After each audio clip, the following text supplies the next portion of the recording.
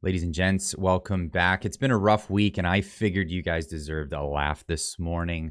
Mr. Twiz takes to Twitter saying, Canada's censorship agency, the CBC, is in full battle mode, blaming the truckers for reports of increased mental illness in Ottawa.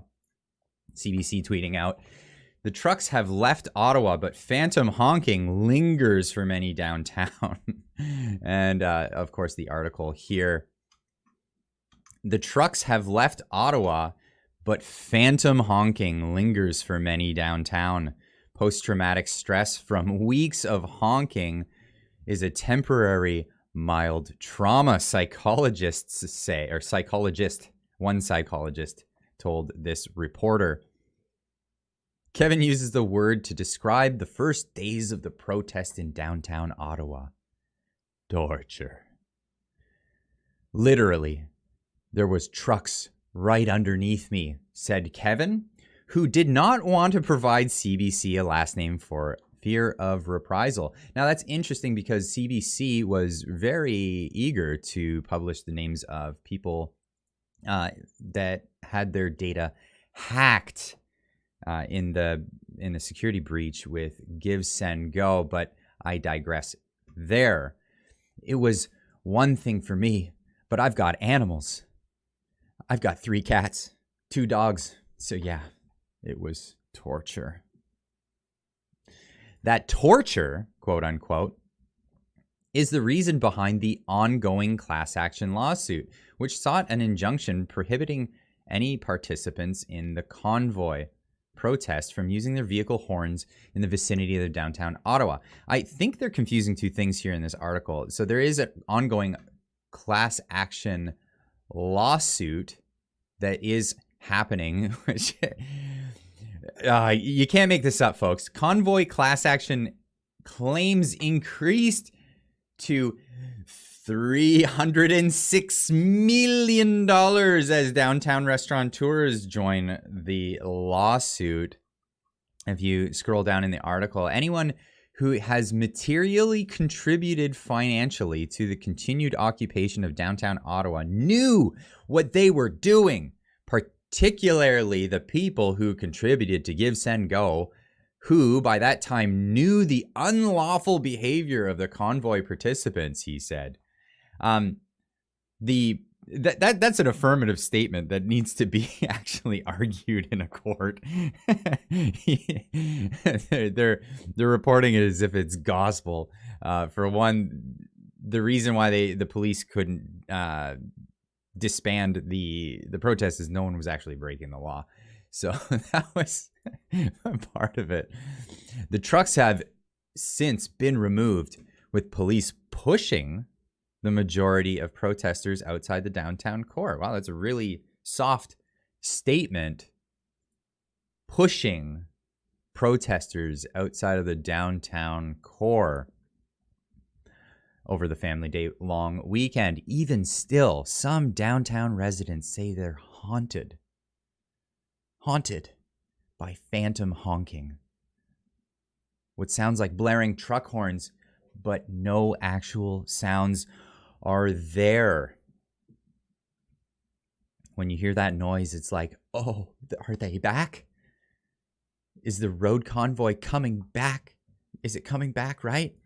Said Sean Flynn, who lives about 3 kilometers from the downtown, but could still hear the horns inside his home during the protests. I felt I was constantly doing these sort of double takes.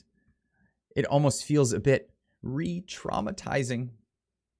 Flynn isn't alone. Downtown resident Zakir Varani said he hears phantom honking too, usually at night, which keeps him awake. It's hard to explain because I think with any post-traumatic stress-induced thinking, it's not very rational. I would agree, it's not very rational. You're not actually hearing honking, he said, adding he experiences constant on-edginess and fear anytime he steps outside since the protests. It's not good for anyone to feel this way. a temporary symptom. So they found a doctor. Peter Liu is an Ottawa-based. I don't know why I read that as cynical psychologist. Clinical psychologist said it's possible people who hear phantom honking are experiencing a mild trauma.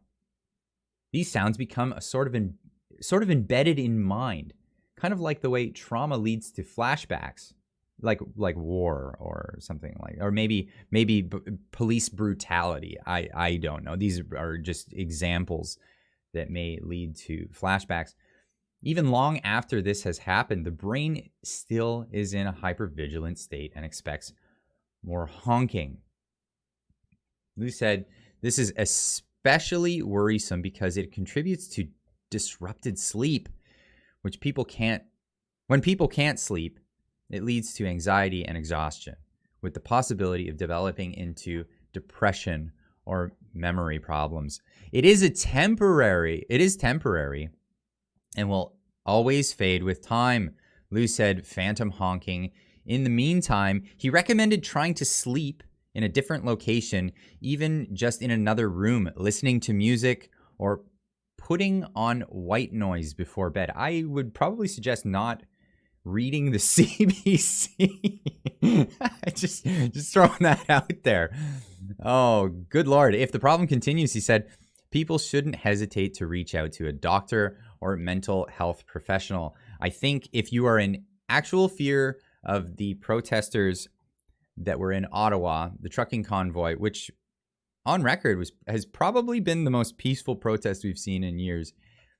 Yeah, I think you should reach out to a mental health professional. I definitely think that's a thing. Ottawa citizen going onto Twitter to voice his opinion says, I live in the center of Ottawa.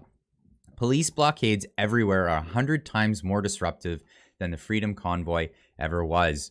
We had to argue with the police and show ID to simply go home after walking our dog with my wife. Now, things that can lead to post-traumatic stress are things like, getting hit. Getting hit, especially when you don't see it coming. And it reminded me of this clip that I saw circulating the internet this morning, which for some reason, I can't really put my finger on it. It's just so satisfying to watch. I just can't put my finger on it. I'll make sure I put a link in the description down below so you guys can see this clip for yourself. Maybe share it around. Let people experience either the post-traumatic stress or experience the just odd satisfaction with this clip. Anyway, keep on trucking.